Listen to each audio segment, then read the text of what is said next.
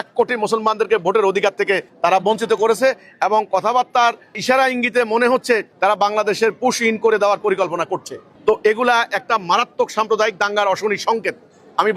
আমি বলবো মুসলমানদেরকে তাড়াতাড়ি আমাদেরকে ইসলামের মূল আদর্শের উপর ঐক্যবদ্ধ হয়ে যেতে হবে। তা না হলে আমরা এই ধরনের থ্রেট মোকাবেলা করতে পারবো না। তা না হলে আপনারা রাজনীতি করলেন, নির্বাচন হয়ে গেল, আপনারা জিতলেন, তা মুসলমানদের ওই যে আপনার বাড়িঘরে হামলা কেন, ব্যবসা প্রতিষ্ঠানে হামলা কেন? ওখানে হিন্দুত্ববাদী রাজনীতি চলছে। ওকে, উগ্র হিন্দুত্ববাদী সংগঠন, তারা রাজনীতি করছে, তারা পার্লামেন্টে যাচ্ছে, সরকার গঠন করছে, তাদের অনেক লম্বা পরিকল্পনা আছে। এটা তারা কিন্তু কোনো আদর্শ না, আমি মনে করি এরা আদর্শ না, ধর্মকে রাজনীতির হাতিয়ার হিসেবে ব্যবহার করা হচ্ছে।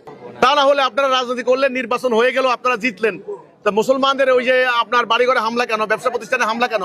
তো কাজেই ওগুলা ওখানে ধর্মকে রাজনীতির হাতিয়ার ব্যবহার করা হচ্ছে হিন্দুত্ববাদী, এখানে ইসলামকে রাজনীতির হাতিয়ার হিসেবে ব্যবহার করবে।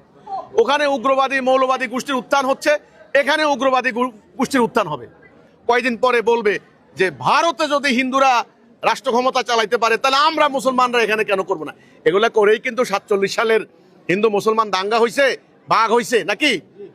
এখন আপনি ইন্ডিয়াতে যা হচ্ছে এটা খুব ভয়াবহ পরিণতি বাংলাদেশেও পড়বে। দেখবেন বাংলাদেশের রাজনৈতিক অবস্থা, সামাজিক অবস্থা বর্তমানের মতো থাকবে না।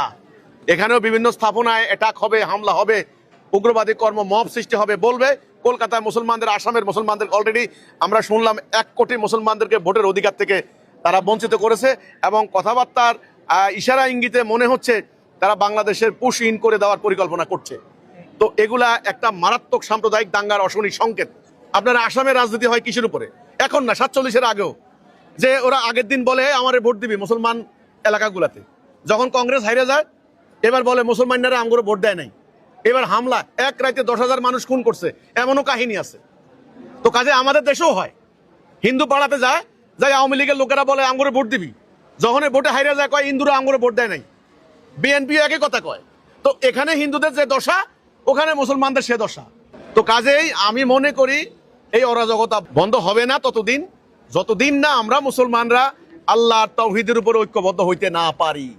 আমরা জাতি হব একটা, নেতা হবেন একজন, আমাদের এক আল্লাহ প্রভু, আমাদের কাবা একটা, কোরআন একটা, আমরা হব দুনিয়াতে সেরা জাতি।